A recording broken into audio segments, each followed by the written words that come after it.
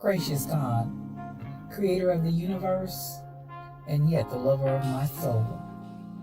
Alpha and Omega, and yet I can call you friend. I don't have to beg you for anything, but I can thank you for everything. God, I thank you because this is the day that you have made, and I can rejoice and be glad in it. Thank you for this day of magnificence and glory and splendor. God, I thank you for life, health, and for strength. I thank you for soundness of mind.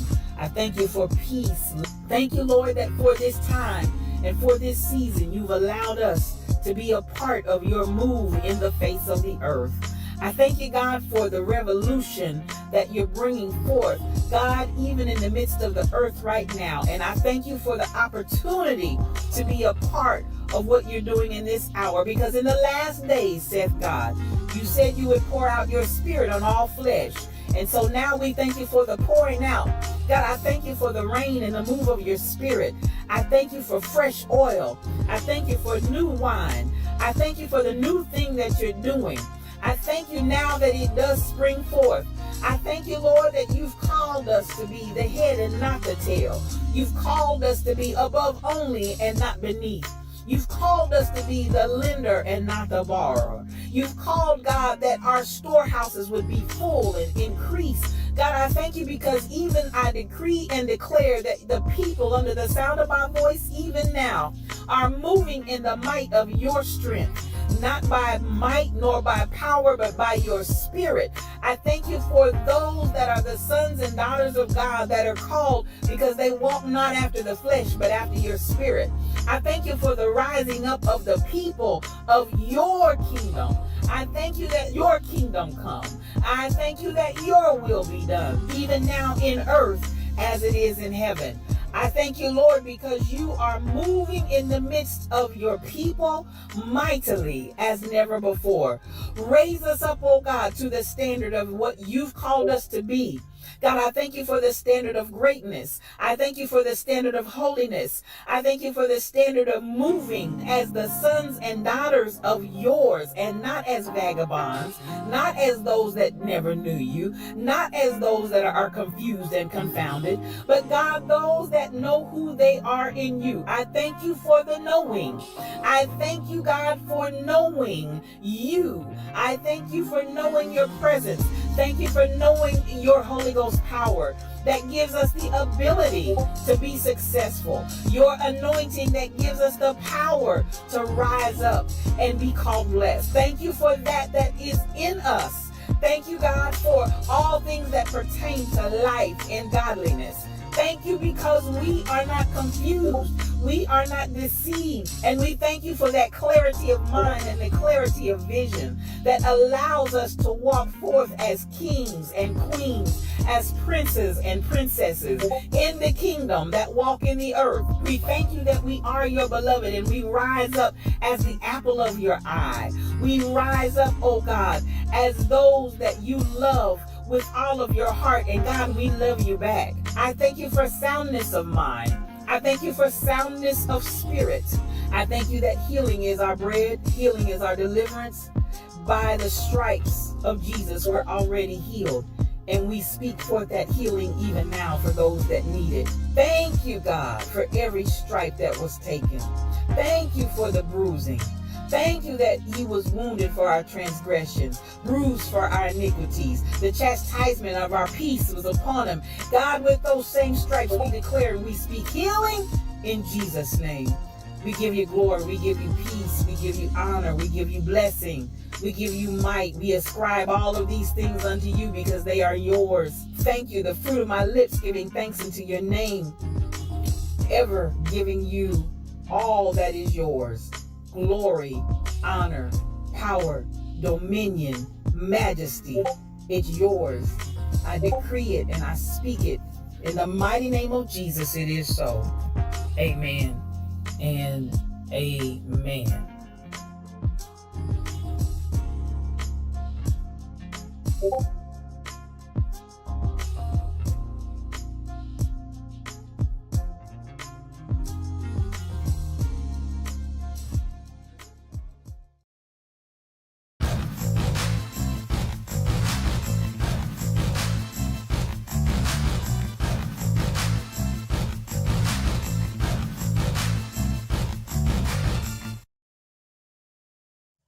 Well, good morning, good morning, good morning. I want to welcome you to today's edition of Yes, You, O Cubed. And what does O Cubed stand for? One-on-one, because it's just me and you. That's the way we have a conversation in here, as if it's just us, just you and I in the room. I appreciate you for coming in today. Listen, today it's another day's journey. It is Thursday. I had to get my days together. It is Thursday, Friday Eve. Yes, yes, yes. It is August the 3rd in the year 2023. And listen, it's another day's journey, and I don't know about you, but I am glad about it. It's good to be here on this morning. Now, let's get this party started. Let's get this party crack-a-lacking. You know how we get it going. We like to see who came in the VIP section, bringing all the love, joy, peace, soul, and happiness. Now, let's go, let's go, let's go.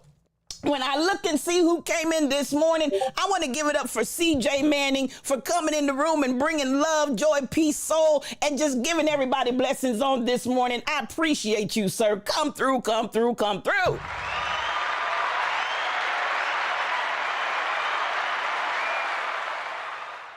Thank you, sir.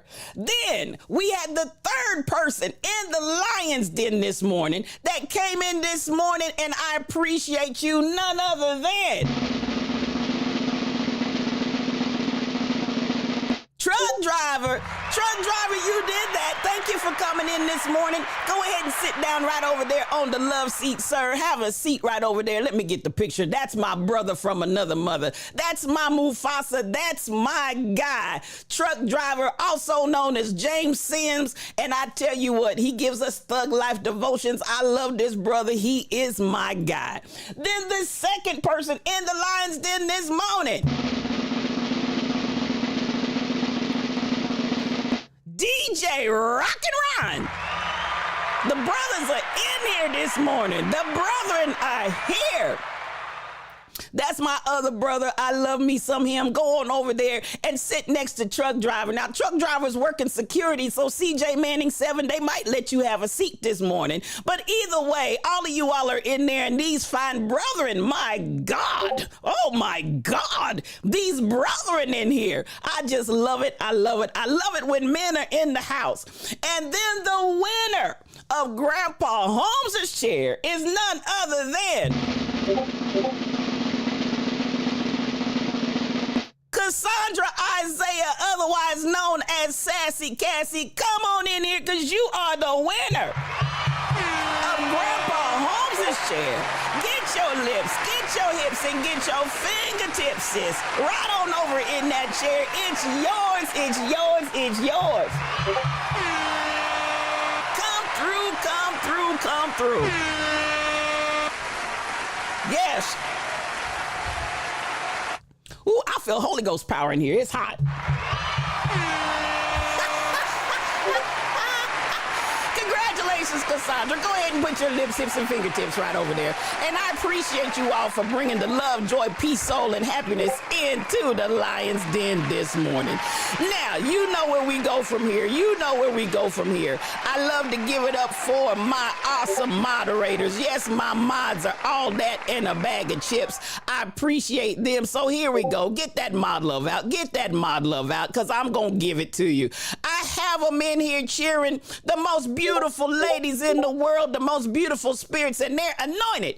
There we go. I want to start right off with the prophetess, Shelly Thunder. I see that mod love Cassandra Woke. I see that mod love MCP812. I see that mod love BTD Mom. I see that mod love DJ Rock and Ron. I see you, Shelly Thunder. Yes, she's the prophetess, Joanna G. I see that mod love. She is the prophetess. She will give you a word in season. Yes, she will. She'll give you a scripture and she'll pray the prayer of faith, but she'll also block your tail. She will do it. Please believe it. She'll block you. Yes, she will. That's my girl right there. And she's led by none other than the leader of the pack. Yes, my day one, my Ace Boon Coon. Yes, the Rebel Inc. And the Rebel Inc. is a streamer, you all. If you're not following the Rebel Inc., quit showing your ways. Just quit them. Because listen, I'm telling you, sure will, Shelly. She will bless your whole entire life. And we appreciate her for all that she's done in the Lions Den day one. She's been going strong with us since day one, and she holds it down. As a matter of fact, she recruited these other two beautiful moderators for the Lions Den. And that brings us right on up to my next one right here.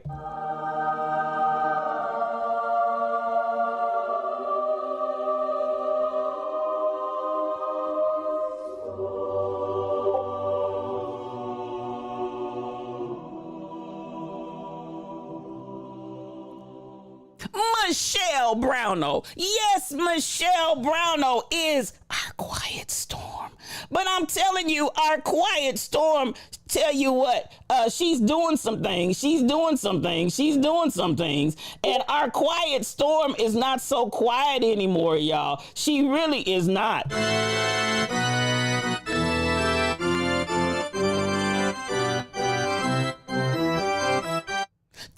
Say it's happening. Yes, it is, cheering. It's happening. But at the end of the day, as a Rebel said, we having a wedding whether they show up or not. At the end of the day, these are our three beautiful moderators. I call them my blessed Trinity.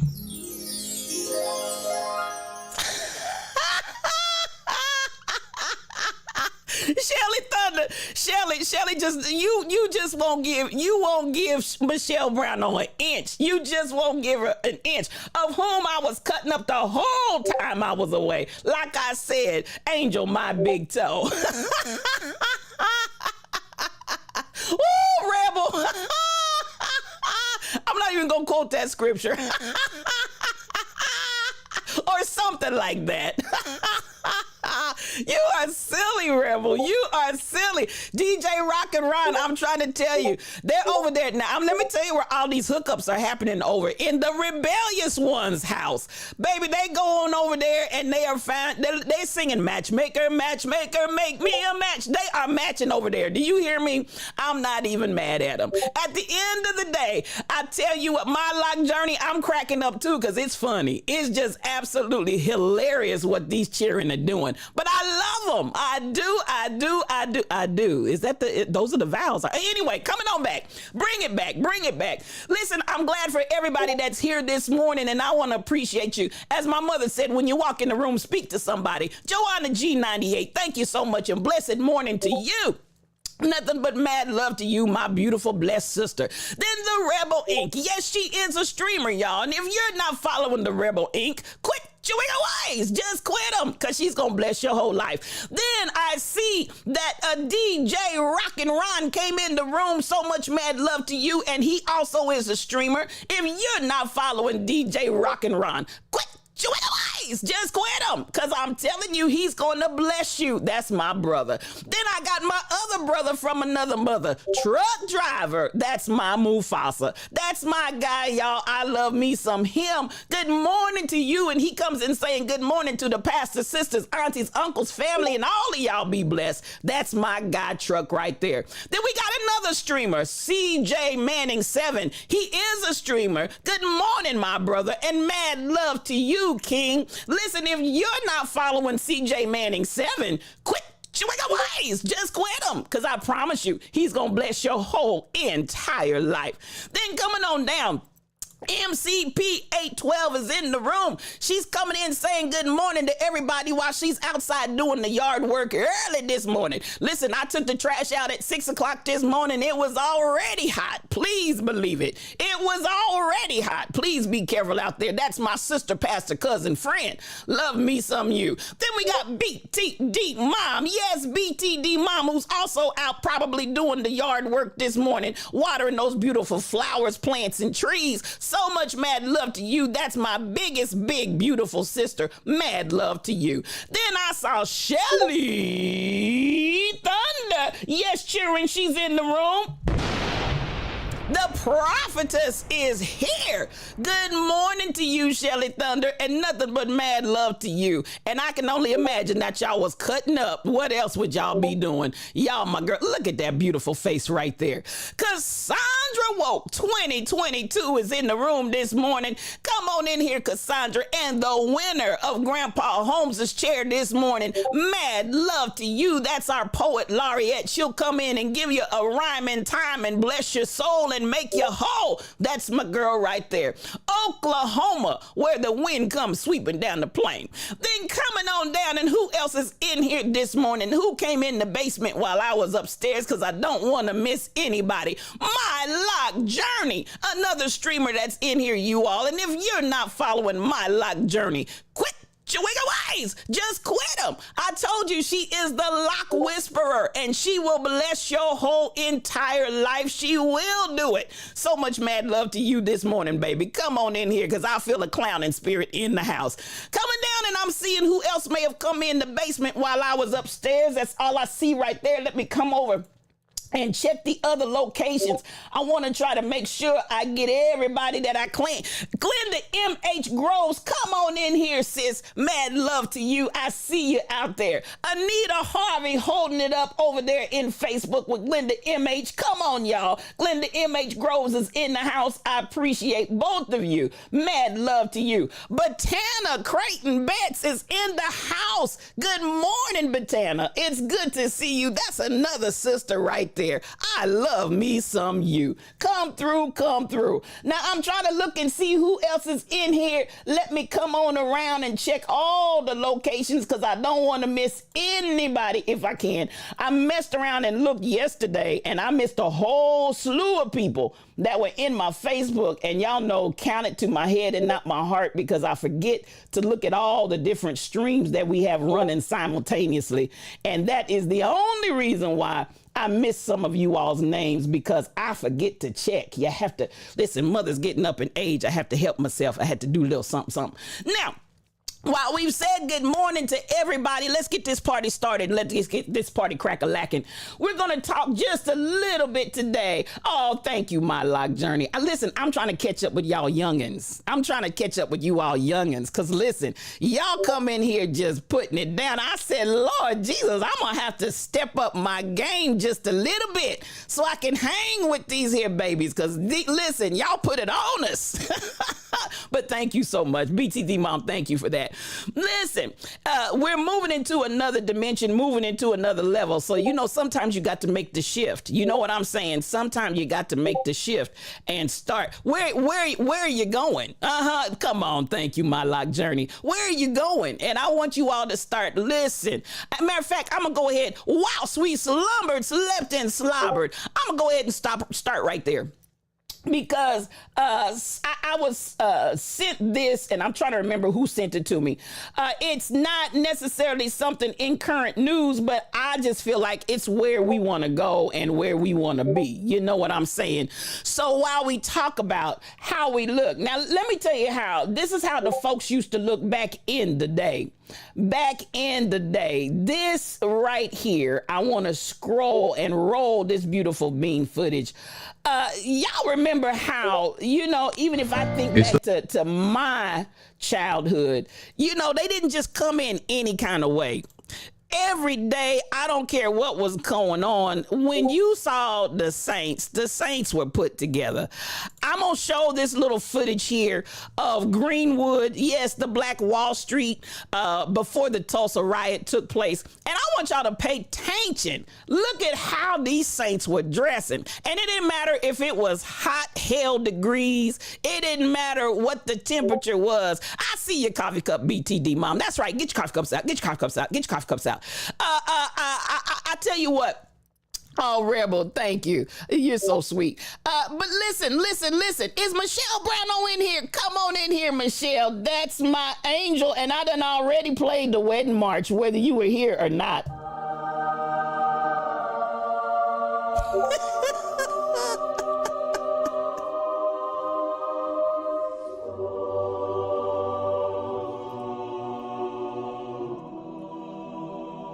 That's my girl right there. That's my girl right there. I love me some you. I can't help it, Michelle. I can't help it. Anyway, let me get back. I I know I had to, my luck journey. I had to. It was just so apropos. Now, this is the way that they used to roll. And I love this. I love this. I love this. This is actually some footage of Greenwood. And you ready for I am too, Rambo. I'm ready for the wedding too. This is the way they rolled back in the day. Look at how these people dressed, and they wasn't playing. You hear me? It's the roaring 20s. The country is flourishing. Some African-American communities are prospering, like the residents of Greenwood in Tulsa, Oklahoma.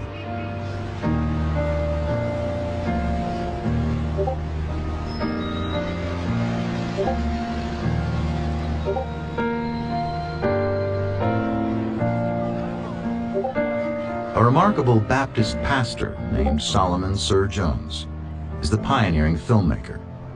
His footage was lost for more than 50 years.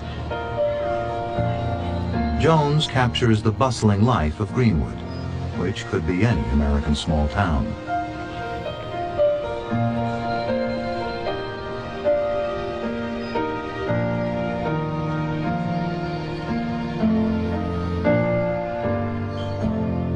But Tulsa's whites don't like what they see.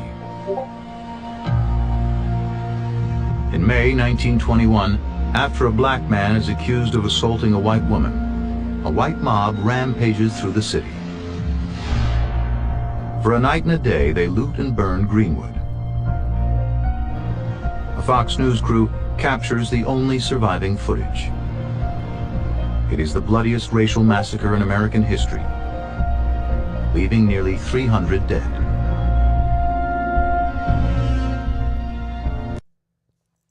Now that footage right there, I wanted to share. I love the idea. I love the idea of how even in the midst of the times, they had a pride. Be the Rock 1906. He's a streamer, y'all. And if you're not following Be the Rock 1906, quit your wicked ways. Good morning to you, my brother, and nothing but mad love to you. Go ahead and work and lurk and twerk. We're glad to have you in here. So much mad love to you. Now, as I was saying, you look at how there was so much dignity and so much pride and so much about how they carried themselves.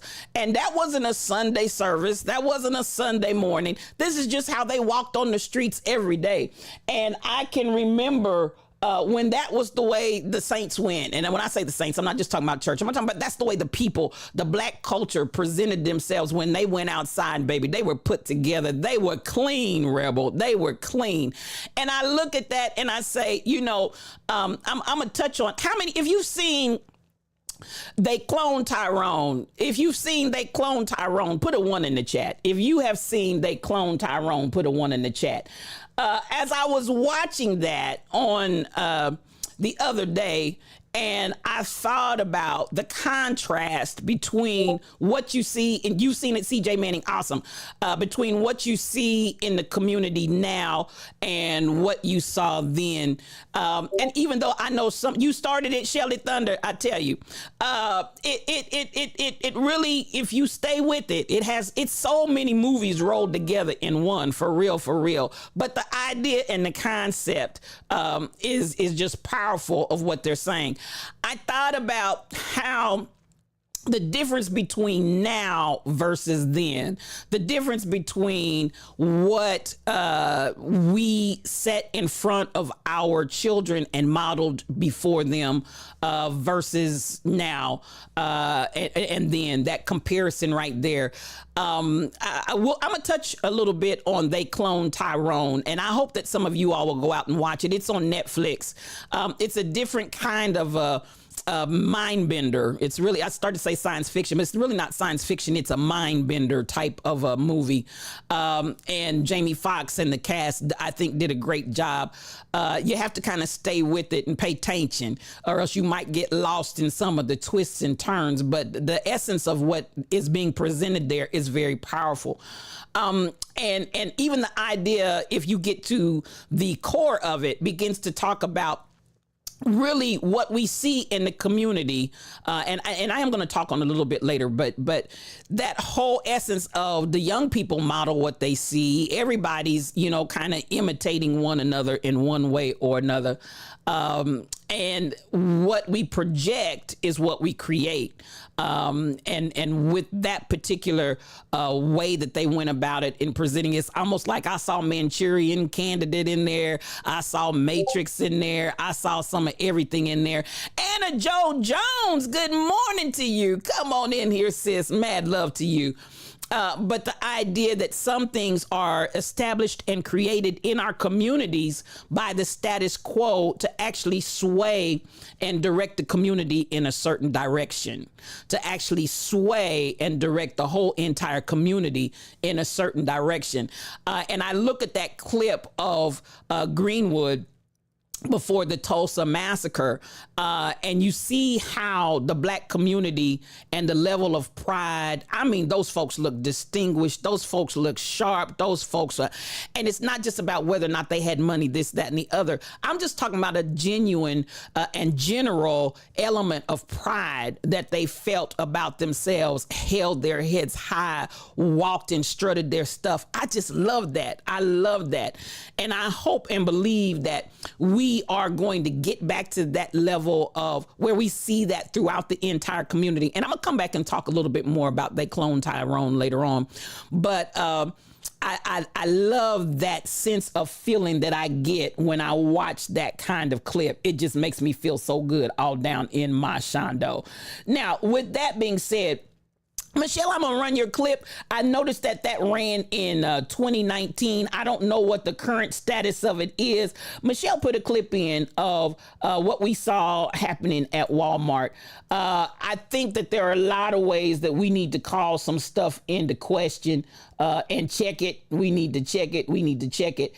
This sister right here, and I appreciate you for putting it in. I always like to get news from viewers included in the stream.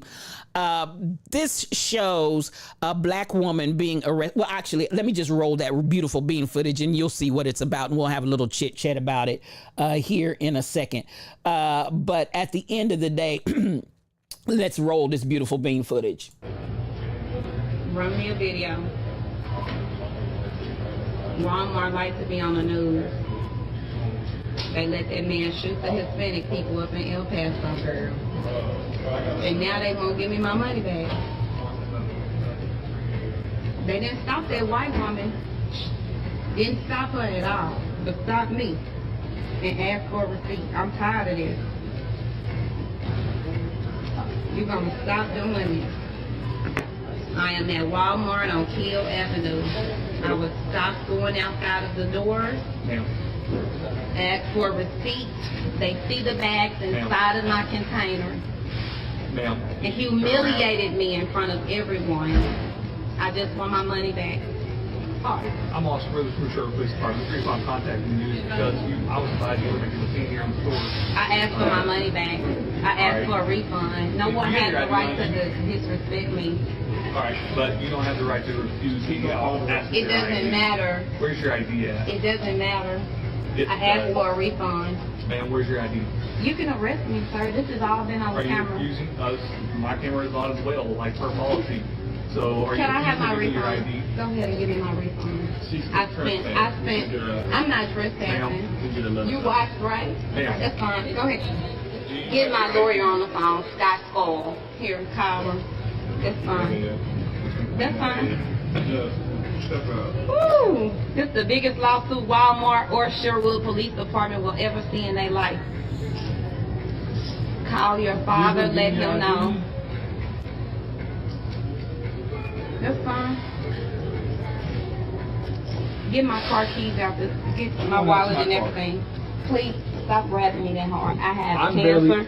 I have had cancer. I have had cancer. I have had cancer, sir, and I'm dealing with wasting syndrome.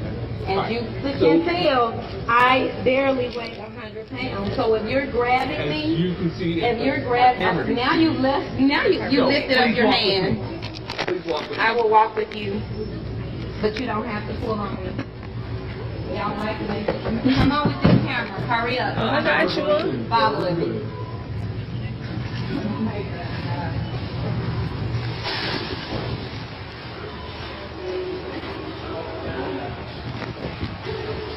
I'm in handcuffs. I haven't stolen anything. I have a receipt right there for $103. You see this? Yeah. I never refused. I said I want my refund. At the end of the dime, they have to give me my money back. Stand in front of the car. I'm right here. No, I got you. I'm right here. Yeah. Why are you still doing this? Because I'm taking you back to my back. What am I saying? You were being arrested for refusing to have $500. Let's go! Let me down. Let's go! Let's go. Why are you patting me down and not a female officer? I would like a female officer to say.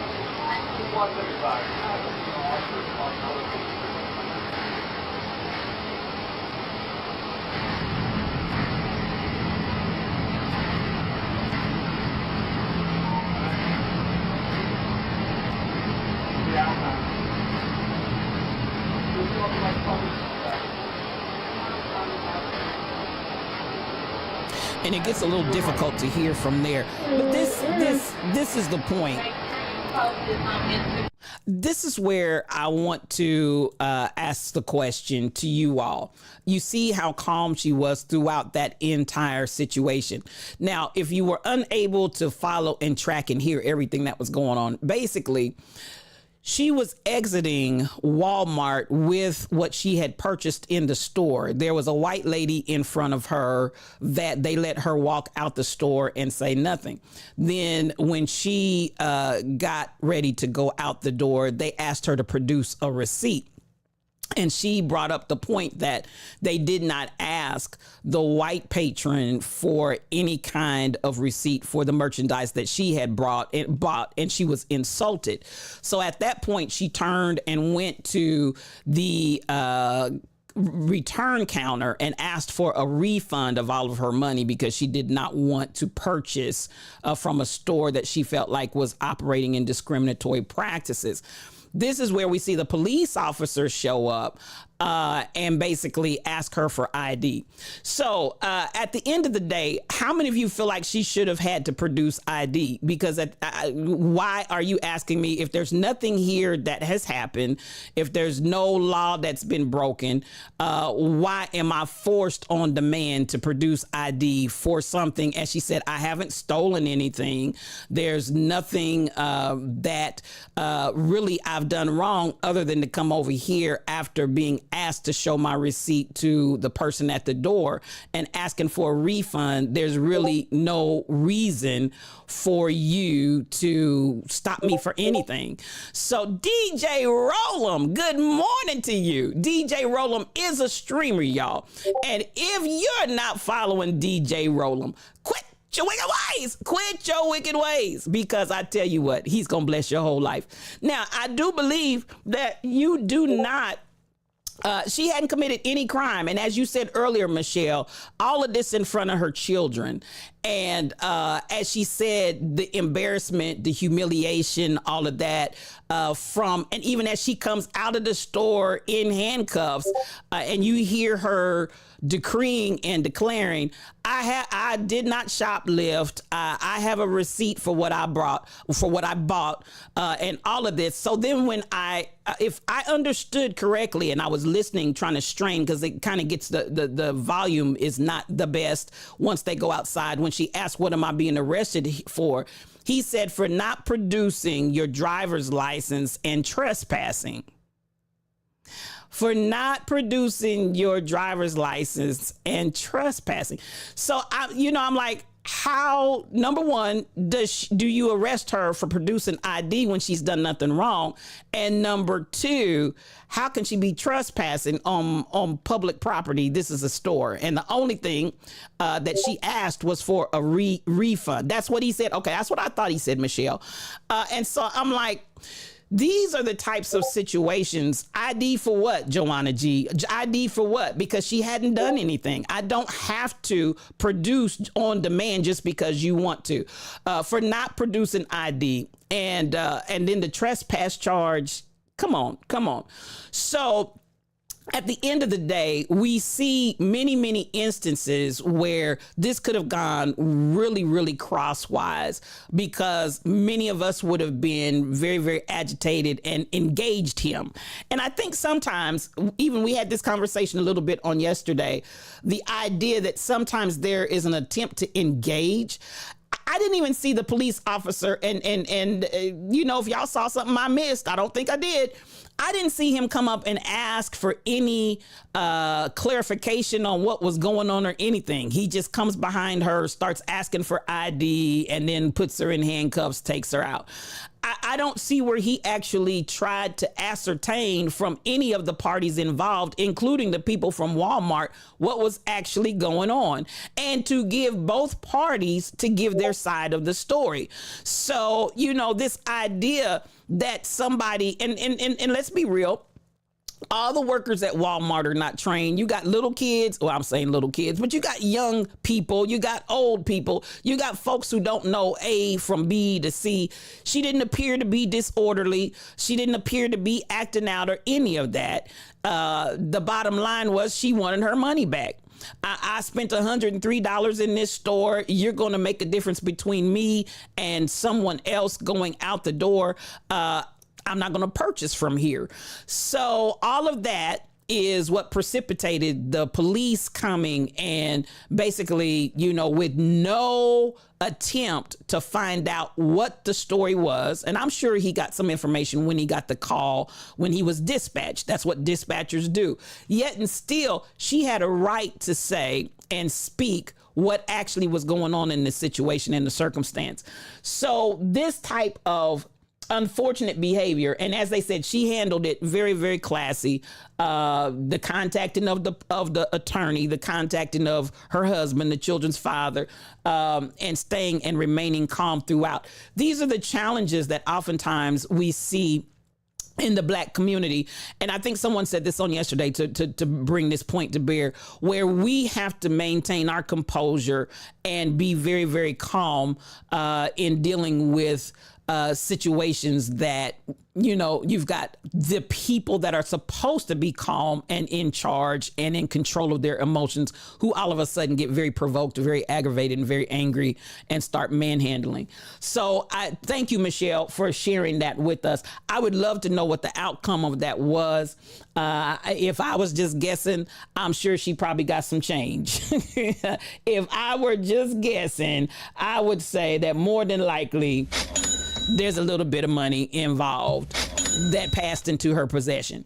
Now, I thought, again, the presence of mind, and we keep saying this in the Black community, the camera has become one of our best friends. The presence of minds to immediately have her children begin recording on their phone so that she could have a record of exactly how it happened. Still, she was in an embarrassing situation. Exactly, BTD mom, and in front of her children. And at the end of the day, like I said, I'm thinking she got some coins. This is the place that I want us to be mindful of how we carry ourselves, how we conduct ourselves, the things that we choose to do. Make sure, again, and I have to say, even for myself, it's sometimes harder to teach an old dog new tricks, to remind yourself, get out a camera and start recording. Now, these young folks, honey, they don't play. They pull those phones out and they just be like, click, record. I literally have to think about it. At my age and stage, I have to think about it. And especially if I'm emotionally charged already, because I would have been emotionally charged when they didn't give me my money back.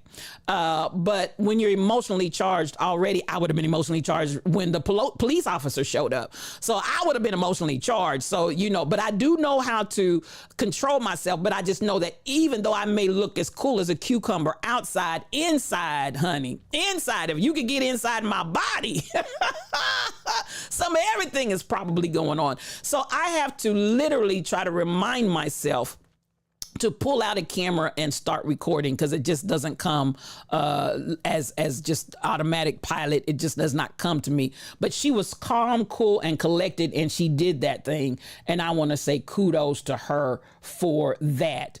Now, I want to come here, and we touched on the reality of how well, actually, I want to show this one first.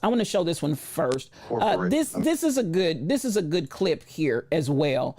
And forgive me, I don't remember who sent it to me, but let's watch this. I think that he really hits the nail on the head and makes some positive, impacting challenges in what he is expressing. Let's watch this. America gets all the benefits of American stability and fiscal policy, but bears none of the responsibility. Walmart, they make billions in profits. Their workers are one of the largest corporate users of social service programs. Why don't Walmart workers share in the profits of Walmart? In a capitalist system, companies have a right to distribute profits to their shareholders. Mm-hmm. This is the insidious part, I think, of when we talk about that we have a free market system. Because what it makes it seem like is that the natural order of things is that Walmart makes billions in profits and can distribute it to its shareholders, and that's just how it goes. But we know that we, the taxpayers, are subsidizing their workforce with food stamps. They're getting the benefit of our tax dollar. And you are exactly right, Joanna G. It's modern day slavery. And so this idea that corporations have more rights than human beings is just atrocious. And I'm going to come here just for a second, because at the end of the day, this system that we've set up, could it be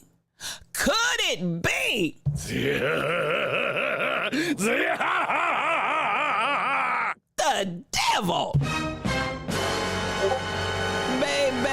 It ain't nothing but that old slimy devil. When it came to be that a corporation has more rights than the individuals, and basically, as Joanna G has stated very eloquently, ain't nothing but that old slimy devil, my locking rebel. So at the end of the day, you have all of these rights, and basically what he's pointing out very eloquently, they make some of the biggest in profits, and they choose those shareholders to give them and share those benefits in profits with them. However, you have those workers that are really providing the slave labor, if you will, who get nothing. And as he points out, Walmart as a corporation, their employees make up one of the largest groups of individuals that are working in the working poor that have to get benefit and aid. So it's the taxpayer that ends up, even though Walmart is making these billions upon billions of dollars, and the shareholders are making bank, even though some of them have never stepped their foot probably in a Walmart store. They're making billions upon billions of dollars, while the workers on the plantation, if you will, are out here having to work and work and work as the working poor, and then go to the state and to the agencies to get aid just so that they can live and support themselves. This scenario that we've set up and called it capitalism is really atrocious. And so he's challenging that. And you saw him talking to Janet Yellen, who is the Secretary of Treasury. So you have this whole element of why we think this is okay, why we feel like this is appropriate. And until we really get more people to stand up and say, no, we're just not going to have this kind of scenario. We've got to have something different. It needs to be restructured. It needs to be redone. Until we get more people speaking out, until we get more folks that really take this type of system to task, and miss me with the, oh, that's a socialist talk, and she's talking socialism. At the end of the day, it's interesting to me, a lot of people that pick up these privileged talking points and racist talking points, and they're suffering too. Suffering succotash. Some of these people that are regurgitating these same talking points and conversations, they're suffering as well, because understand, 1% of the population is wielding this wealth, and it ain't you. So until we can get this idea broken, that there's such a positive energy with us operating in our current system as it's currently put together, and understand and identify the system has and y'all know I've been saying this probably all week long. Tall Pumps is pumping tall. Good morning to you, sis. Good morning to you. Come on in here. It's good to see my beautiful, gorgeous sister from Chi-Town. These are the types of things that we need to take to task and begin to say the system's got to change. And again, when corporations have more rights than human beings, Houston, there is a problem. So I appreciate that convo. I appreciate that dialogue. I hope that we'll see more of it. Otherwise, we're going to have more of this. Now, this kind of speaks to the point when I talked and shared on the other week, the $8 wealth of the Black community to the $250,000 wealth of the white community.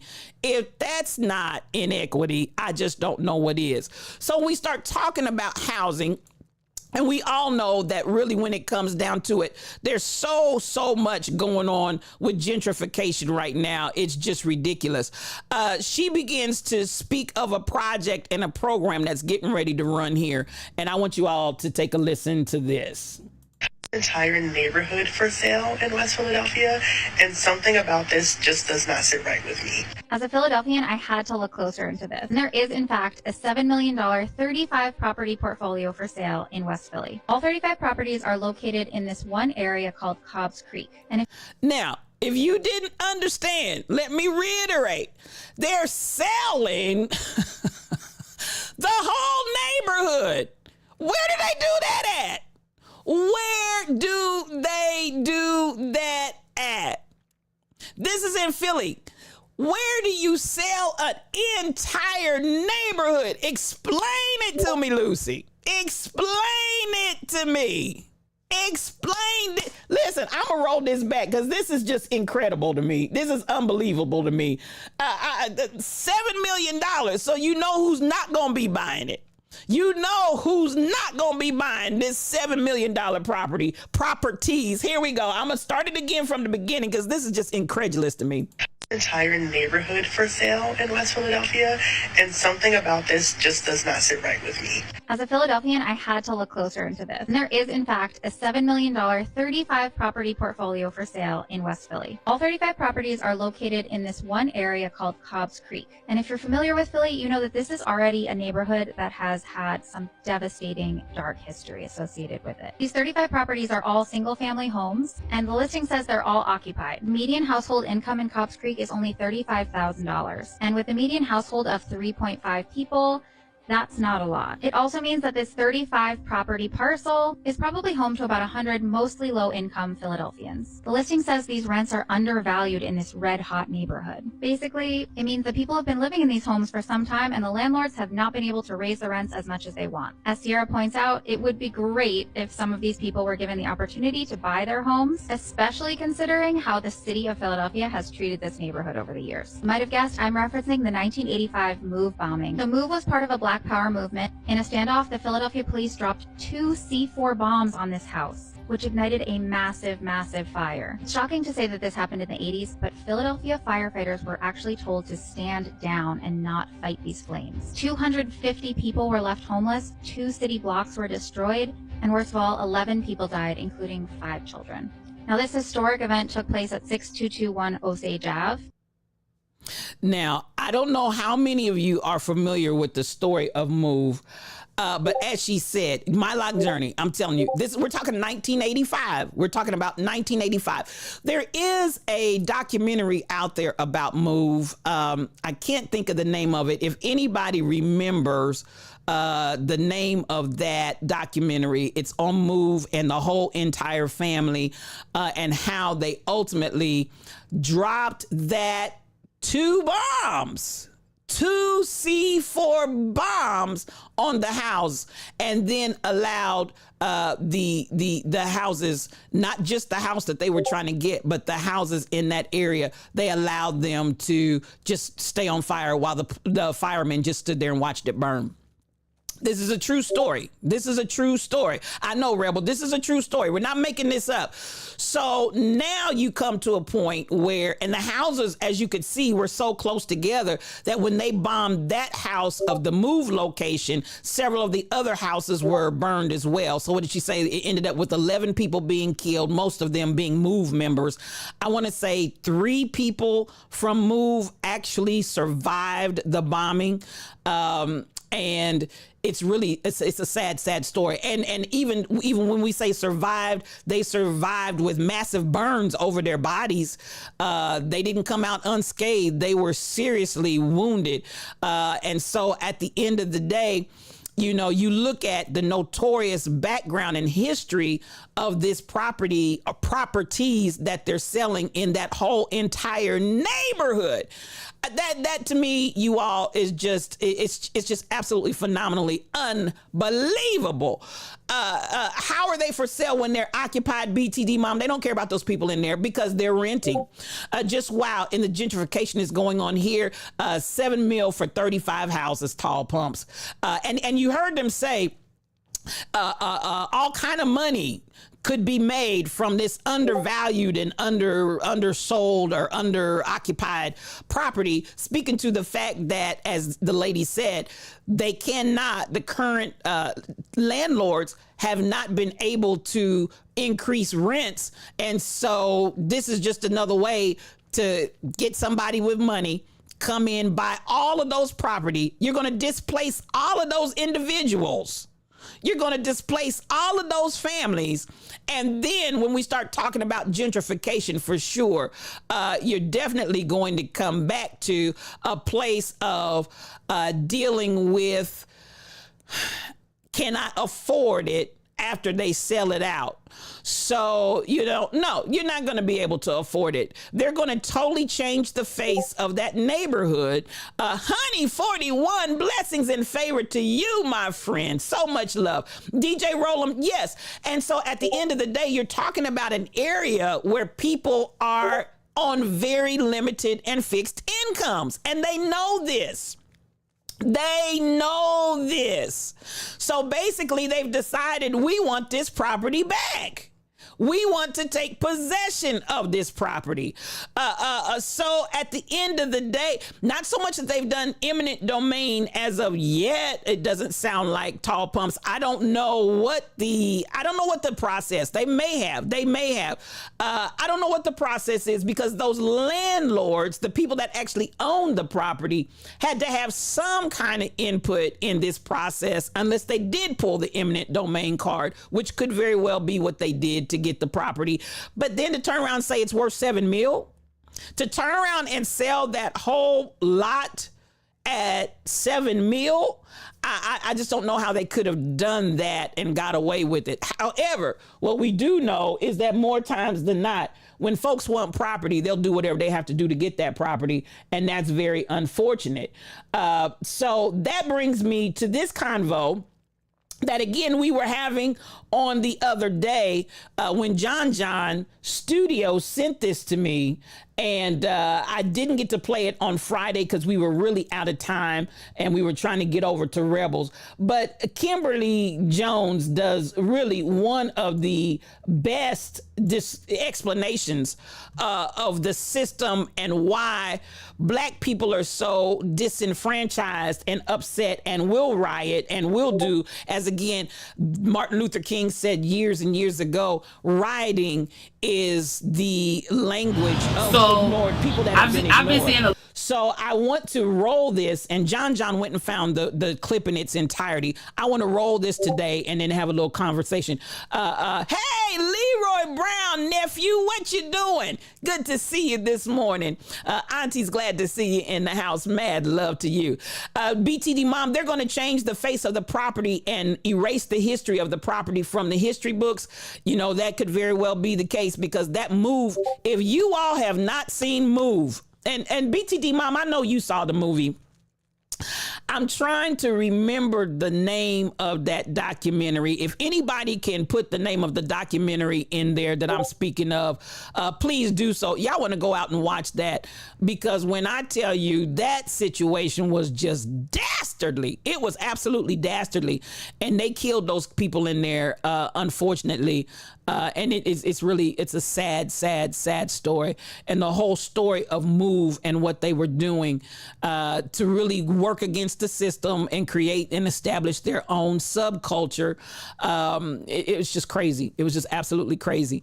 I encourage you, and I may have to look that up and get back with you on the name of the movie if nobody remembers what I'm talking about. But I'm telling you, it's just absolutely egregious what they did to the MOVE group and how they killed those people in that house with absolutely little to no care or concern for life. It was just really sad. So yes, to speak to your point, BTD Mom, I'm sure they'd like to erase the history that's attached to that. I'm sure they'd love to erase the history attached to that story.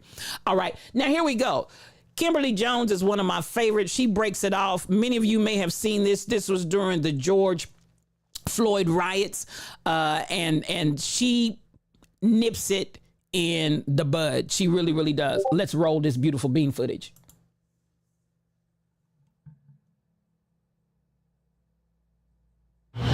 So I've been seeing a lot of things talking about people making commentary. Interestingly enough, the ones I've noticed that have been making the commentary are wealthy black people making the commentary about we should not be rioting, we should not be looting, we should not be tearing up our own communities. And then there's been an argument of the other side of we should be hitting them in the pocket. We should be focusing on the blackout days where we don't spend money. But, you know, I feel like we should do both. And I feel like I support both. And I'll tell you why I support both. I support both because when you have a civil unrest like this, there are three types of people in the streets. There are the protesters, there are the rioters, and there are the looters.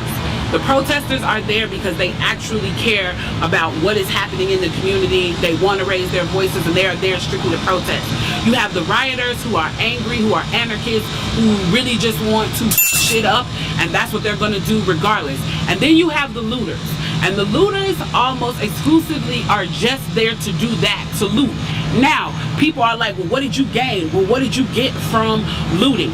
I think that as long as we're focusing on the what, we're not focusing on the why. And that's my issue with that. As long as we're focusing on what they're doing, we're not focusing on why they're doing. And some people are like, well, those aren't people who are legitimately angry about what's happening. Those are people who just want to get stuff.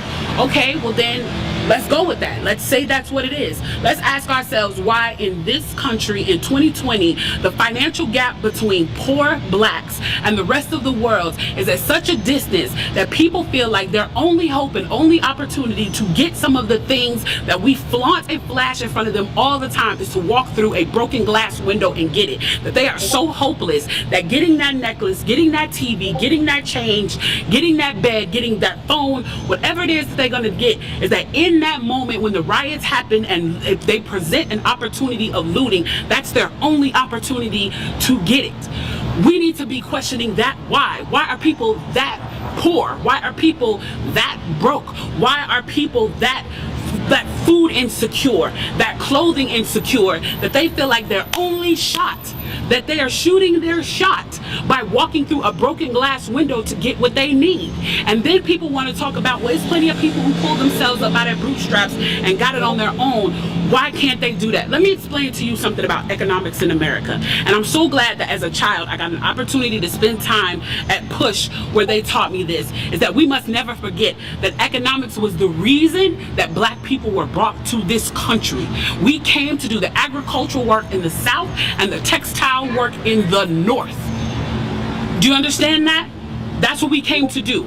We came to do the agricultural work in the South and the textile work in the North. Now, if I right now if I right now decided that I wanted to play Monopoly with you, and for 400 rounds of playing Monopoly, I didn't allow you to have any money, I didn't allow you to have anything on the board, I didn't allow for you to have anything, and then we played another 50 rounds of Monopoly, and everything that you gained and you earned while you were playing that round of Monopoly was taken from you. That was Tulsa, that was Rosewood. Those are places where we built black economic wealth, where we were self-sufficient, where we owned our stores, where we owned our property, and they burned them to the ground.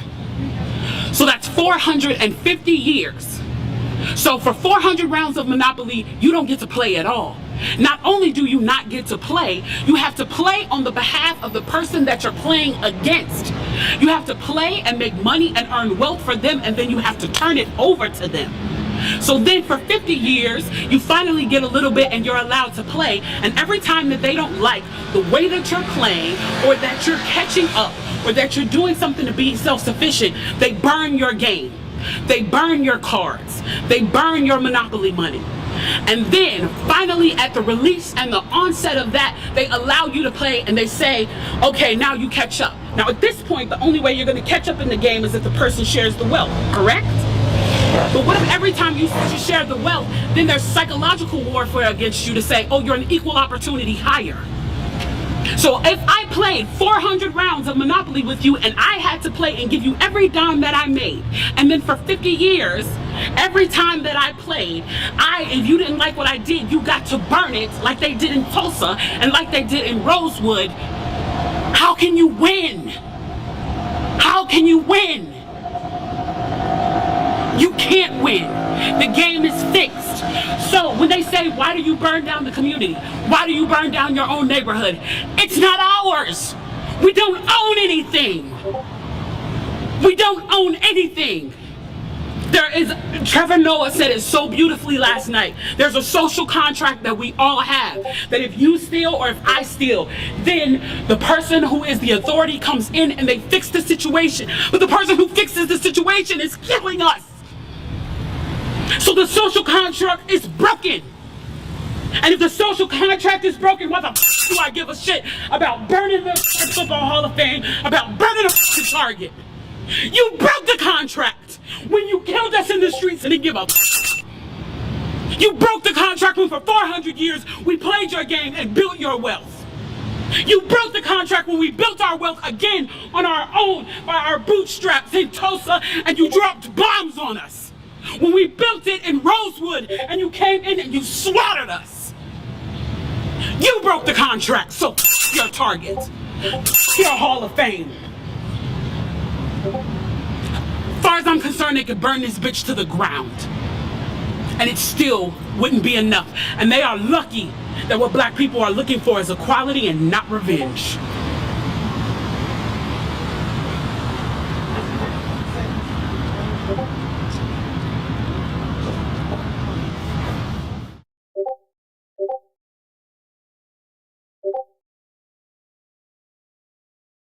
And that, beloved, has to be one of my favorite speeches. You ready to march, Leroy? Let's go. That has to be one of my favorite all-time life expressions of the situation. Because sister broke that thing down. She broke that thing down. Now, and I will say, even as she talks to the why, because the idea, and I've heard this, and especially she points out how sometimes the disparity between economics in the black community, sometimes has us disillusioned, disconnected from one another. And I know, I would have never sanctioned the idea of the looting. But sister breaks that thing down so well. And I'm not saying that I sanction it now, but I am saying I totally understand what she's saying. we need to ask ourselves why. Kim Blue, come on in the room. That's my girl. So much mad love to you. Honey 41 and Double Spirit, honey. That's my double portion. Good morning to both of you, all three of you all. She broke that thing down, Honey 41. She broke that thing down. And I think that this is a place that we really have to identify. Do I really understand the human condition, or do I only understand from my vantage point and my perspective? Have I really tried my lock journey? Have I really tried to walk a mile in my brother and sister's moccasins? Have I really tried to walk in my brother and sister's moccasins? Because as she said, when you have been placed, and the game is fixed, y'all. There's no doubt about that. The game is fixed. And come on, that mobile Monopoly game. It reminds me of the great debaters as the young black debaters allowed the truth to prevail. Come on in here, Cassandra Woke, because she told the truth, the whole truth, and nothing but the truth. So help me God. Now, this is the thing. And I'm going to say this, and even this might anger someone. This is the thing, even with me and my background of religion and the idea of looting. Keith, good morning to you. To put it mildly, she dropped the mic on him. She really did, Keith. With my background in religion, it's like, it's no reason to steal. It's no reason to you know, because I came from a very rigid background in church.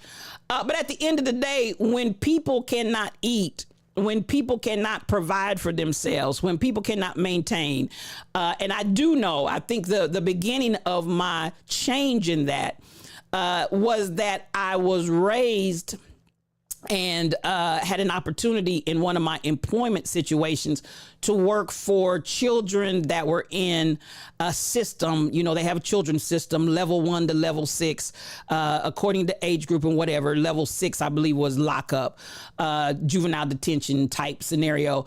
And I encountered some siblings that were in the care of the state. And she broke that all the way down, my lock. She broke that thing all the way down. And this is what began to change me in such a tremendous way. And I got to challenge us, even in the black community. If we're disconnected, maybe you have spent too much time in your sealed houses where you really don't understand the dilemma of everybody across the board. When I was in that situation, I was introduced to some siblings where the oldest sibling was literally stealing. The oldest sibling was literally taking care of the rest of the children, his other siblings. And I saw them in the system, and that child, even though he was caught for stealing and the children were taken out of the home, 440 Shorty, so much mad love to you. Come on in here, sis. Good to see you this morning. Was taken out of the home.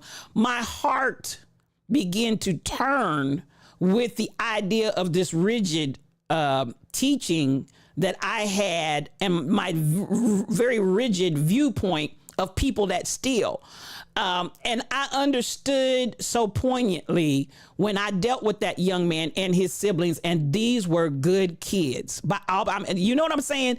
If you really got to know the kids and spend some time with the kids, these were good kids. The stealing was for survival. And I won't go through all the ins and outs, but the situation was devastating. And in that scenario, my heart went out. And in that scenario, I was like, whatever little juvenile records they have to me needs to be expunged, because this was strictly for survival. This wasn't a matter. And so what that did, it caused me to step back and step out of my perspective, step out of my experience, step out of what was familiar to me, step out of my religiosity and my religious teaching, and take a breath and say, if these children are stealing to live, y'all don't have to buy what I'm selling. If these children, and please believe me when I say this was a necessity, if you understood the situation that these children were coming from. If these children are, number one, where's the community? First and foremost, I'm not going to talk about mama and daddy. Where's the community? Why are these children in a situation where they have to steal? Y'all can say whatever you want to say. I'm telling you, I read the file. I encountered the children. I know the ins and the outs of it. I'm not just making up something. This is real talk. So at the end of the day, these children were in a situation where they stole to survive, especially the oldest brother trying to take care of the rest of the siblings. John Studios, that's my guy. That's my angel. Listen, I appreciate you for coming in, and I just played the video that you provided us on Friday. Thank you so much for that. John Studios is a streamer, y'all. And if you're not following John Studios, quit your wicked ways. Just quit him, because he's going to bless your whole life. And I love me some you, and other folks love you too.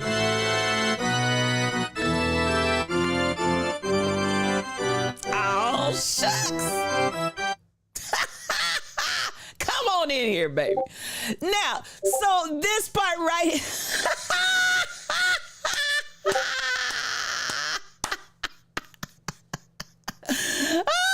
Michelle, she is, all right. Listen, you want the music? Listen, the music.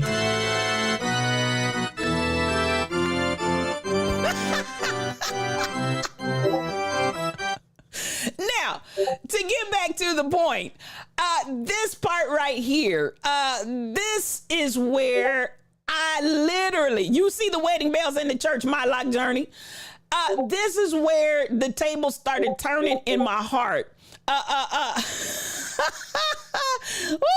Listen, I see the rings. I see we trying to get dresses. We trying to get ready for the wedding. Now, this part, back to the story. And again, John, thank you for providing that, because that clip is my all-time favorite, breaking down the black scenario and how we have been dealt with in this country and are expected. Crystal Method, come on in the room, sis. So much mad love to you. Are expected to play catch up and start talking about equal opportunity when, as she pointed out so clearly, 400 years we had to take and do monopoly and then turn everything we had over to our oppressors. And then the 50 years that you finally said, okay, you can have a little bit of money, you can have a little bit of property. Then after we acquired that, you destroyed it and burnt it to the ground. When she begins to talk about the idea that the groom is in the room, when you begin to talk about the idea of why the looting and the realities of, if that's the only way you will ever possess those things. And I think some of us in the black community that have not had that struggle, I think some of us need to back up, need to re-engage and re-encounter our people in totality. And while we may be comfortable in the situations that we're living in, we cannot be comfortable for the situations that our brothers and sisters are living in. And this is something that I feel like we have to take to task. It's not okay for us to just say, me, myself, I, and mine. We're good. And then look out on the rest from our flowery beds of ease, from our beautiful homes and behind our fenced gardens, and look at our brothers and sisters and pass judgment and or be not understanding toward the situation and what they're going through. Crazy Berrytown. Good morning to my beautiful sister. So much mad love to you. Come on in here, sis. So I do want to deal with that. I want us to deal with that reality. I want us to actually do our own soul searching. Is it convenient? Is it comfortability and convenience that causes us to sit back and do nothing and be completely detached from people's experiences? As she said, why don't we ask the why? Why do I feel like it's okay for me to loot? And let's go back. And even as we saw in the statistic, and this is a 2023 statistic, Crazy Berrytown. Did I not say Crazy Berrytown is a streamer, y'all? If you're not following Crazy Berrytown, quit your ways. Just quit them, because she's going to bless your whole life. And Captain Boots. Now, I love you, sis. Mad love to you. I feel like we need to challenge ourselves to activate. We need to challenge ourselves to begin becoming active to change this scenario so that we can end the suffering of our brothers and our sisters. Quit them. We need to have accountability, not just for me, myself, I, and mine, but we need to have accountability for the entire community. We've got to care about everybody, because at the end of the day, how easily could that be you? At the end of the day, how easily could that be myself and others? Because the game is fixed. And we've got to find a way to come and create a different reality. And then if you look at, let's say, go back to the Philadelphia story that we played, they're selling a whole entire neighborhood for $7 million. Selling a whole entire neighborhood for $7 million. So, you know, what's to say that you're not at some point? KB Brown's another brother from another mother. Good morning to you, my brother. Mad love to you. Yes, honey, 41. They're selling a whole entire neighborhood in Philadelphia for $7 million. And we already know the deal. Those folks are going to be displaced. So what do you do with all the people that have lived there? What do you do with all the people that don't have someplace else to go? What do you do? What do you do? These are the types of scenarios that are real and becoming more and more of a reality in 2023, as we're constantly seeing so many elements of this country trying to take us backwards instead of going forward. Now, I'm not going to spend my time talking about the elements that are trying to take us backward. I want to talk about us as a people and what are we doing? Because listen, this is a conversation that we always have here in the Lion's Den. We free us. We're not looking for somebody else to come and free us. We free us, and we're building Black for Black. So, you know, what are we doing to actually change this scenario? I want to play this little clip right here, and then we're going to have just a little bit of a conversation. I'm going to ask once more and again for the new people that have come in. Has anybody in here seen They Clone Tyrone? Besides the ones, if you're new in the chat, have you seen They Clone Tyrone? If you have, please put a 1 in the chat, because I want to know how many people have actually seen that movie with Jamie Foxx and the crew. They Clone Tyrone. Put a 1 in the chat if you have, and I'd like to see that. Now, this sister right here, okay, 440 Shorty, you seen it. Honey, 41, not fully. John, you seen it. Got great. Now, this part right here, I want to, as we're challenging one another, as we're challenging the Black community, never heard of it. Okay, my life journey. They Clone Tyrone. It's on Netflix. If you get a chance, go out and watch it. And so please do. You plan to watch it. Come on, honey, 41. Thank you. Well, I'm debating whether it'll be a spoiler alert. I'm debating if I'm going to talk about it for some of you. I don't want to spoil it if you haven't seen it yet and don't want to be surprised. But it brings up the point that I'm trying to drive today. I may not show it since some of you have not seen it and plan to watch it. They Clone Tyrone. Please go out and watch it.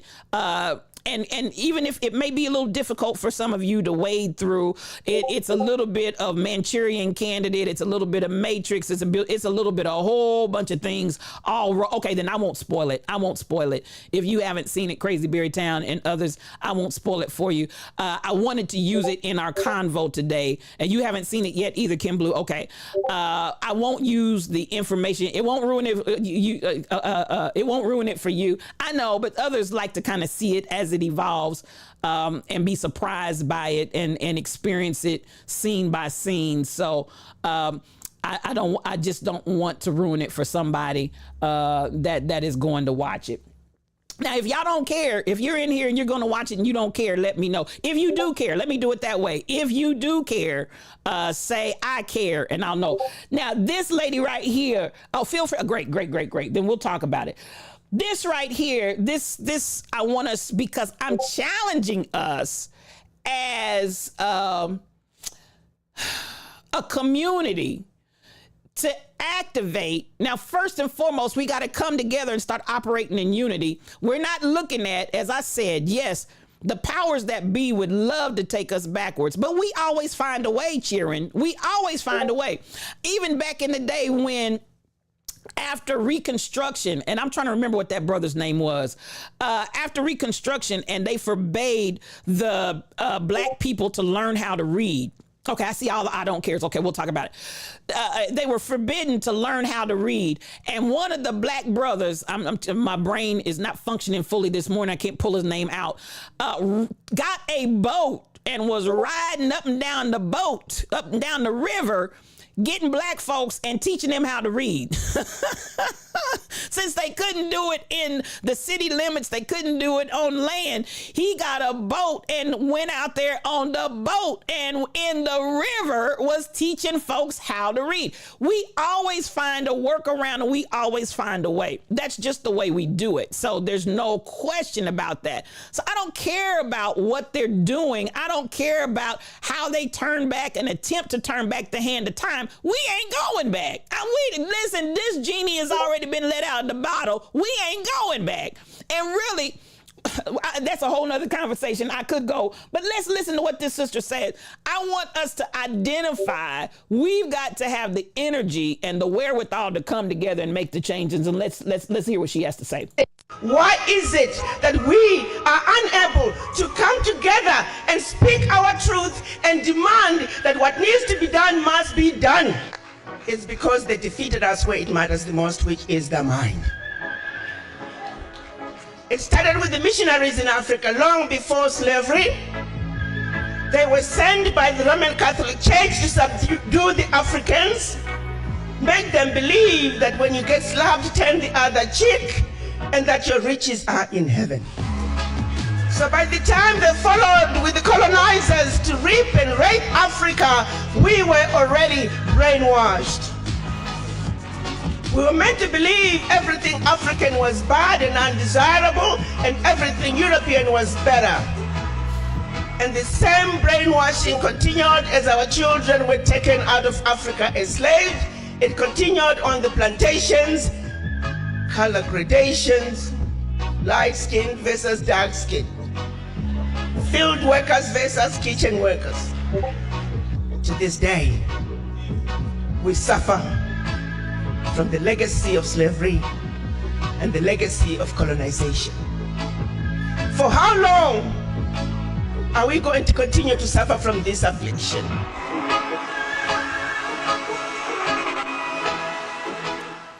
I'm going to play that once more and again. I know for some churchy people, this becomes almost an affront to God, in your opinion. But what she's saying and what she's addressing, and that's why I say I am a liberation theologist. I do not embrace slavery mentality from the pulpit. I don't care how many scriptures you pull out and this and that and the other. Everybody that God made us all equally. And I refuse this idea. That includes my womanism, which is, at the end of the day, it's not feminism, it's womanist theology, that women are not less than men. I just, all of that flies in the face, and you can preach that and you can pull those scriptures out all you want to. But at the end of the day, we all stand equally together in the creation of God. So I'm going to play this one more time and listen to what she said, because again, the challenge comes because we are bound. We have bondage in the mind. And so let's roll this one more time and then we're going to chat. Why is it that we are unable to come together and speak our truth and demand that what needs to be done must be done? It's because they defeated us where it matters the most, which is the mind. It started with the missionaries in Africa long before slavery.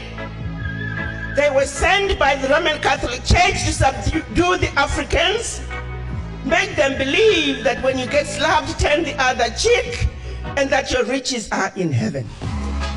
So by the time they followed with the colonizers to reap and rape Africa, we were already brainwashed. We were meant to believe everything African was bad and undesirable, and everything European was better. And the same brainwashing continued as our children were taken out of Africa enslaved. It continued on the plantations, color gradations, light skin versus dark skin, field workers versus kitchen workers.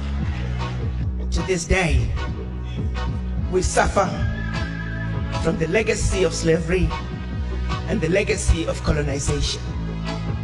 For how long are we going to continue to suffer from this affliction?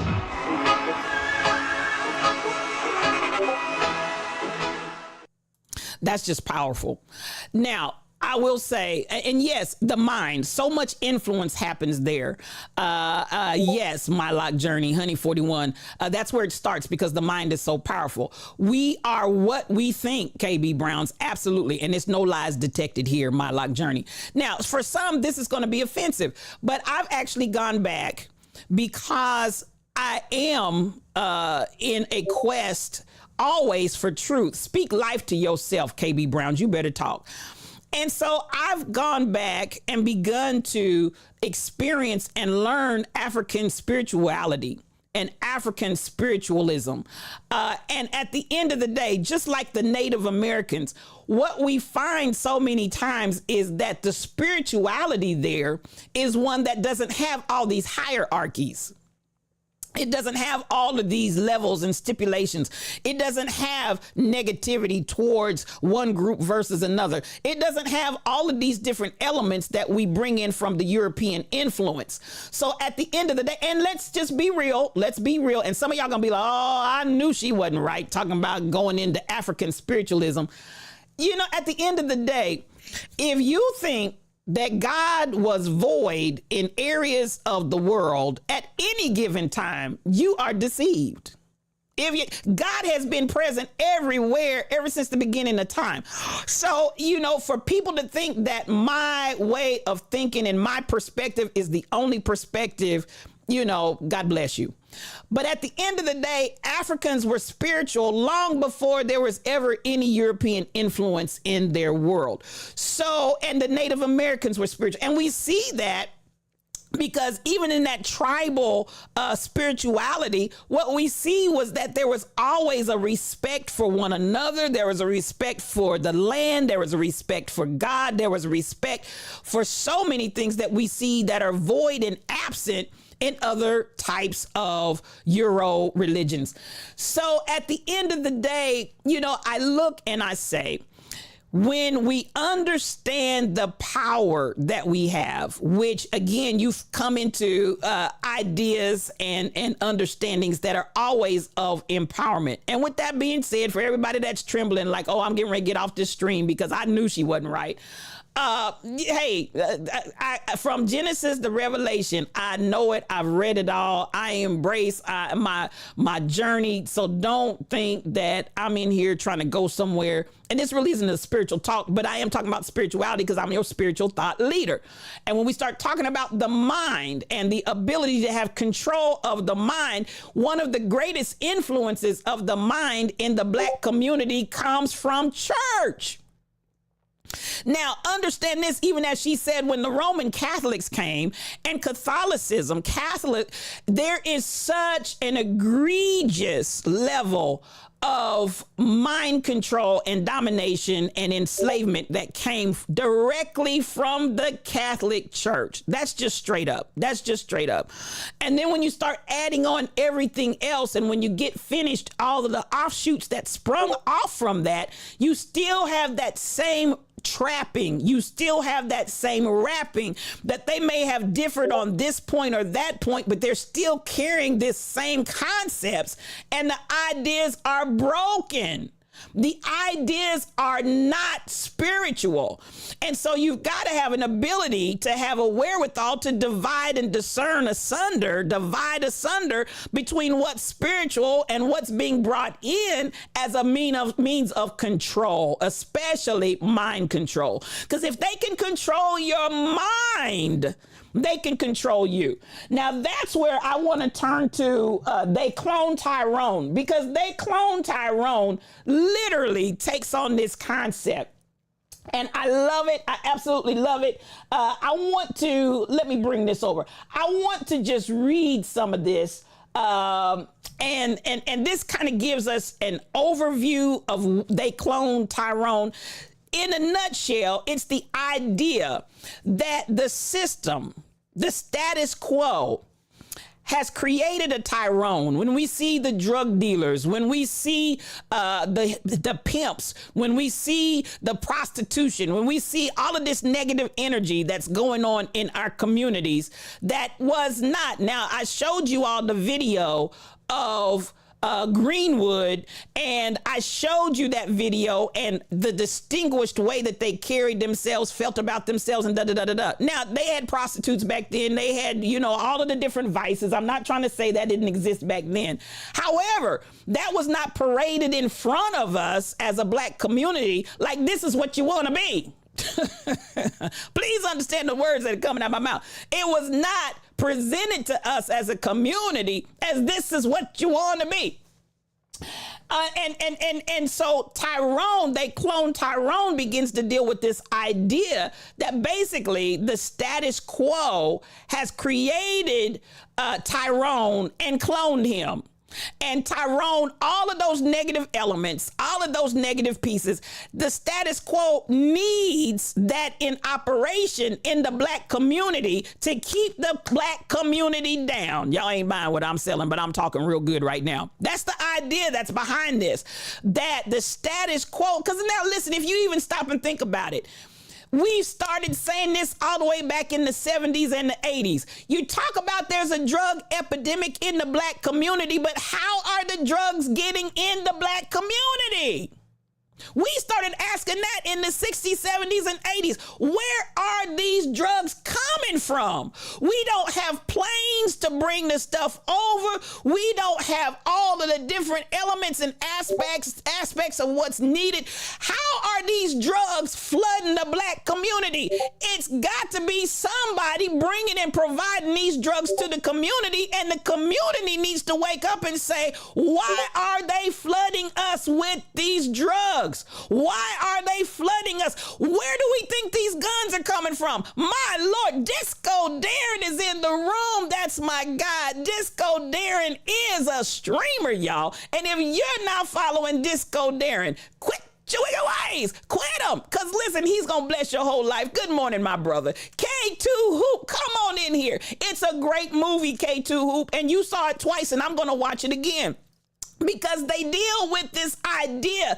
They clone Tyrone because they need that energy in our neighborhood. They need that energy in our black community. And if you kill one, they just raise up another one. You kill that one, they raise up another one because they need that energy in our neighborhood. And we've got to wake up to the reality that if I'm Tyrone, if I'm filling in the blank, if I'm the clone that's coming in to fill in the shoes of somebody else to keep us at bay, to keep us down, to keep us in this negative scenario, to keep us in this negative mindset, to keep us in this bondage and slavery. Listen, Tyrone is needed to keep the slavery element in the black community. Do y'all understand what I'm saying? And this is the takeaway. Now, I want to read this because some people were really missing the reality of what this movie is about. So I want to, let me see if I can bring this over. I just want to talk about, here we go. Spoiler alert for everybody that's still going to read it. They clone Tyrone. So let me make this clear for the ones who keep missing the message of this movie. You are the clone. And that's the challenge. That's the challenge. I want each of you to look at yourselves, look at what's going on in the community and say, am I a part of the clone? Am I one of the clones? That's the $64,000 question that we've got to ask ourselves in the black community. Am I Tyrone? Now, all you drug dealers, scammers, gangsters, pimps, hoes, and hood rats, you are the clones. You're just carbon copies of the same stereotypes that have been placed in neighborhoods all across this country. You're allowed to thrive because what you are doing to the community keeps the property values low and the whites are out, which allows the powers. Let me do this. I need to turn this around because mother can't see. The powers that be to experiment freely on your communities without fear of harming their own. Again, it allows them to experiment in our community without fear of harming their own. You are the clones. You destroy your own living conditions for the little to no real financial gain and the expense of your own families, or at the expense of your own families, due to the lack of self-esteem and knowledge of yourself. I'm going to say it once more and again. If you don't know who you are, if you don't know who you've come from, if you don't know from whence you came, how can you really have pride? How can you really begin to excel in the person that you're creating? I know that I'm great. I know that I came from seeds of greatness. We've got to walk and talk in that level of greatness of who we know we are and where we've come from. But Tyrone just keeps on popping up in our community. And in one instance, they have, just like the Manchurian Candidate, whenever they wanted to have mind control and complete control, even when Tyrone, it was at a point where he's like, listen, I'm tired of being controlled by you. I'm going to take you out and we're going to change this whole narrative. Then all they had to do was speak a word. All they had to do was speak a word, just like the Manchurian Candidate, and they became completely entranced, and they began to absolutely do everything that they under hypnosis. They became completely under the control of the system. And I want us to understand this is exactly what is going on, because whenever we get into a situation where we start talking about we can come together and unity and make a difference and change this narrative. It's almost like the minute you say unity, immediately folks start taking on this idea and concept and energy like I just spoke the secret word. We can't be unified. We can't come against them. We can't win. We can't make it. We can't. When we've done it all this time and we've just done it for others, now when you start saying do it for yourself, all of a sudden we can't do it. Am I talking to anybody in here? All you got to do is say unity and folks just go to pieces. All you got to do is say unity. Oh, it'll never happen, STL. It'll never happen. All we have to do is say economics. Oh, we can't do it. Baby, we built this country with economics. What are you talking about? Gabby G, come on in here. Unity. All I have to do is say unity in the black community, and it is that word that just puts us in a trance. I can say economics. It puts us in a trance. I say fight and kill. Oh, let's do that. That's not even our nature. That's not even, we are a tribal and communal people. We have never been murderers. I said what I said. Now, this is where I say we got those code words that we respond to and the folks go crazy.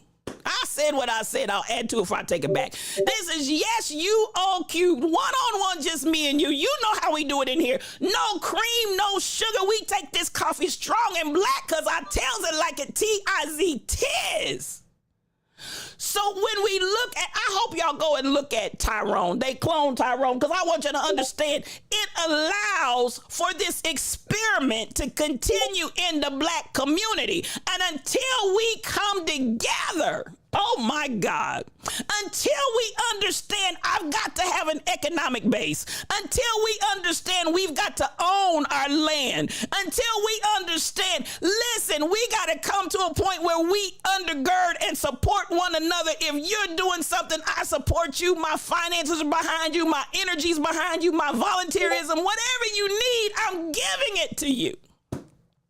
So this is where we've got to take this thing to another level so we don't continue to be Tyrones in this community. Am I talking to anybody?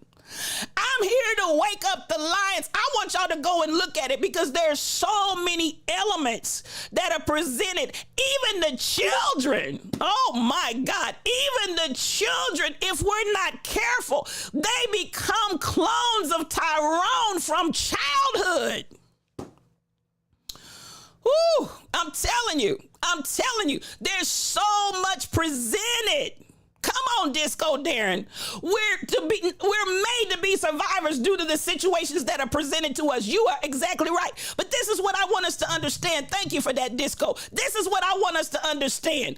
Listen, when I said 7 ways, I need you to change your mindset. And we see the adversary coming at us from 7 ways. But no, the reality is this. It comes, what did the Bible say? It comes one way, but flees before you 7 ways.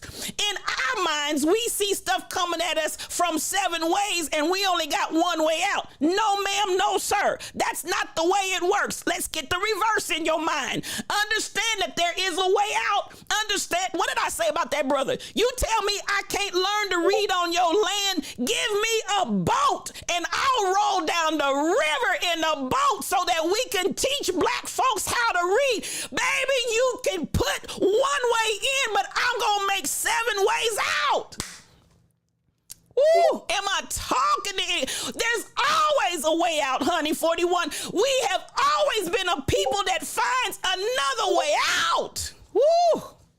We've done it, and we can do it again. But we need to do it with unity, and we need to stop cloning Tyrones. Woo. Am I talking to anybody in here? Stop it. Stop the defeatism. Stop the division. Come on here. Now, I will say this, by the end of the movie, Jamie Foxx and the other co-actors, they finally realized they couldn't defeat the status quo on their own. Woo! Am I talking to anybody?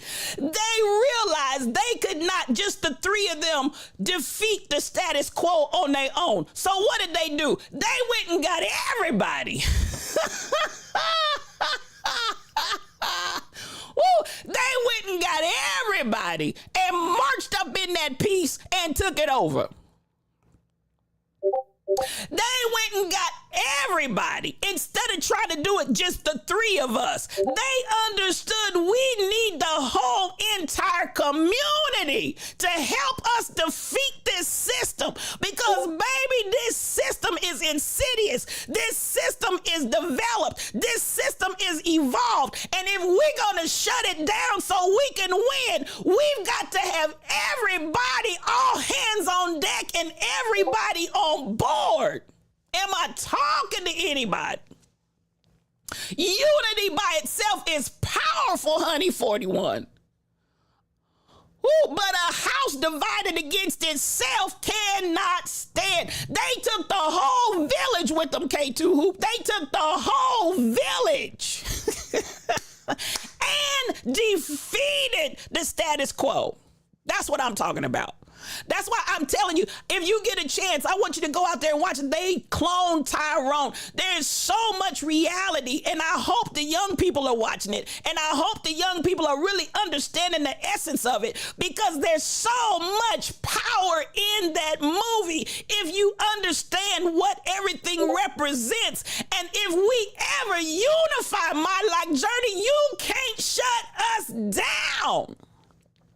That's why the very element, hear me, the very element of the oppressor was to teach and ingrain division among us. I said what I said, and I'll add to it if I take it back. The very tool used by the oppressors was a divide and conquer mentality to cause and create division amongst us. And it all starts in the mind. Am I talking to anybody? It's all starting from the mind. My God. Woo. Are y'all hearing what I'm saying? So when now I'm going to go back to the matrix here. Free your mind. Free your mind. When Morpheus keeps telling, free your mind. You're only as limited as your mind. The mind, in the mind, Kim Blue. Do y'all understand the words that are coming out of my mouth? As a man thinketh in his heart, so is he. I want us to understand the power that we have. I want us to understand the ability to make and turn this thing around and put the ball in our court, to make the table, build the chairs, and then make an economic base where we can support and sustain ourselves. But we got to get a transition of the mind that understands I need a change right here before I can change anything else. Am I talking to anybody? So when I look at they clone Tyrone, free your mind and the rest will follow, BTD Mom. Everything starts with the thought. Come on here, KB Browns. Listen, Kim Blue, because this is the way. Listen, I want you to go to that meeting fired up because, listen, it's time for us to make our move. Am I talking to anybody in here? It's time for us to make our move. I know even myself, these last few days, as I've been just contemplating and somewhat down and quiet and still. And these last few days, it's like, listen, it's time to bust a move. It's time to bust a move. And believe it, this move right here is going to be the move of all moves, like you've never seen before, like you've never dreamed of. Actually, you've had just a glimpse of it. You had a preview of a coming attraction, but now you're getting ready to see the real deal. Listen, for the last few days, Michelle, but it's time to bust a move. Are y'all hearing me? I want us to understand we're headed, we're moving forward, and the unity. I got to stay on that unity because I'm telling you, out of all, I want to say Jamie Foxx and the crew had gone in there, Tyrone, 3 different times they went down the elevator. You'll understand it when you watch the movie. 3 different times they went down the elevator, but 3 different times they were not able to subdue the enemy. But when they went back with the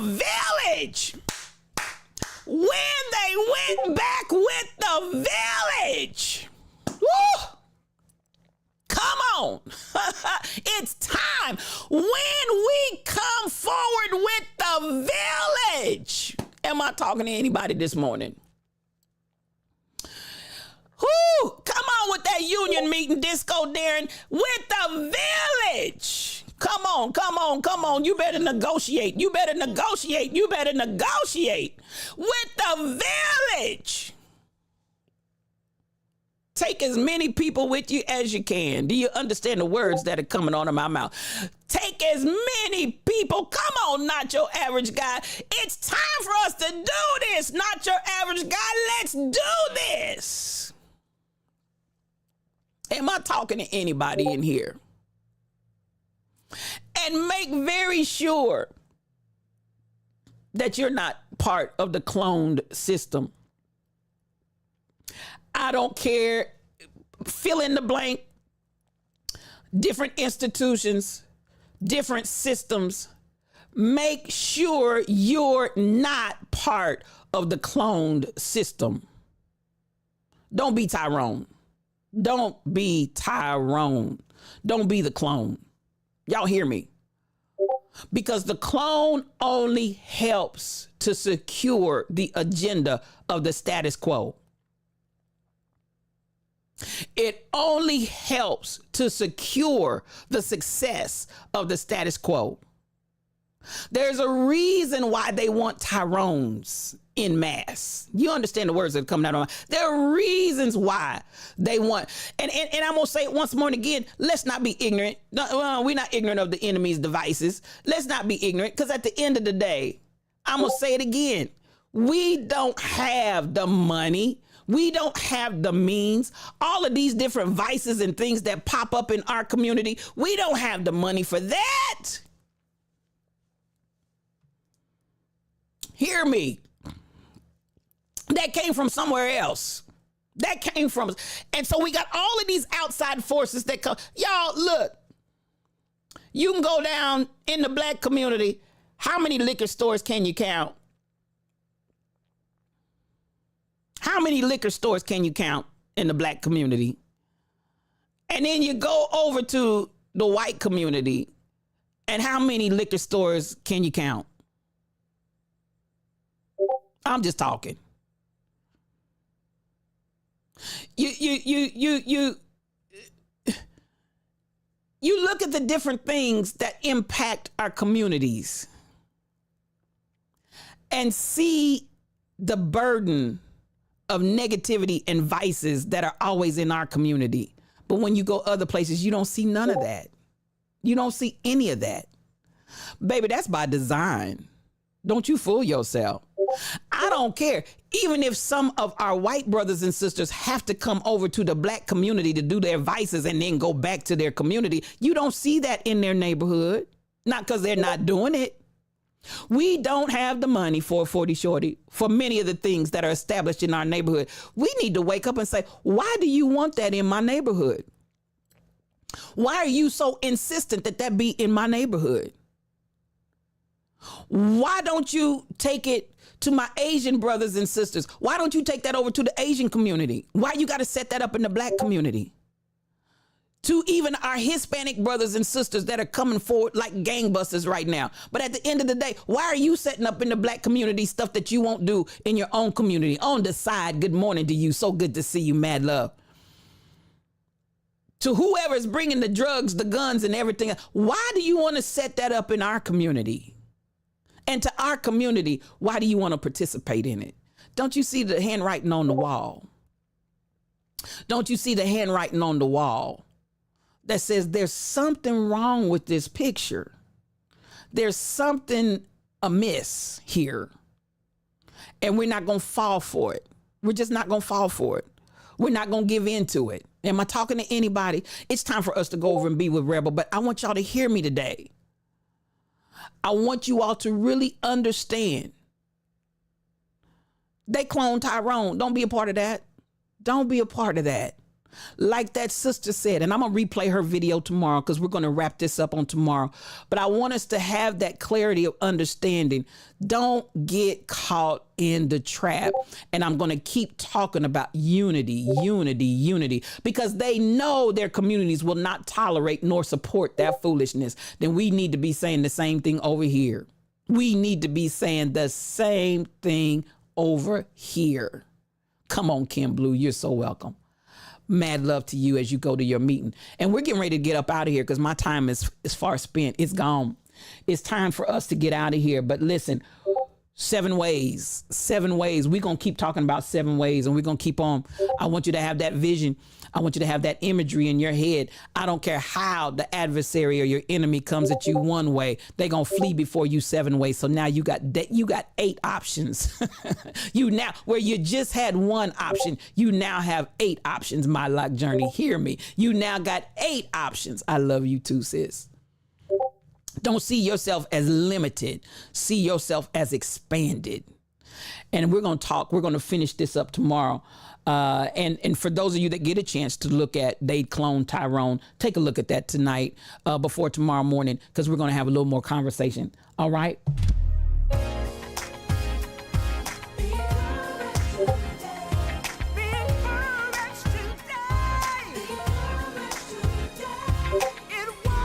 On the side, you can go back and see it on demand. You can see it on demand. But it's time for us to get up out of here. This has been another day of Yes You O Cubed. Listen, it won't be this way. Hey, my life journey, don't play with me. I felt something right there. It won't be this way always. Please believe it. Now listen, I want you to be encouraged. We've had a beautiful day here today. 7 ways. We're going to keep talking about 7 ways. Come in 1 way, go out 7 more. I got got 8 more options. As we continue this journey, we're going to make sure to not be Tyrone. We're coming back in tomorrow. We're going to have a great day. But for this day, I want you all to know I appreciate you for coming in this morning. We want to be the change that we want to see.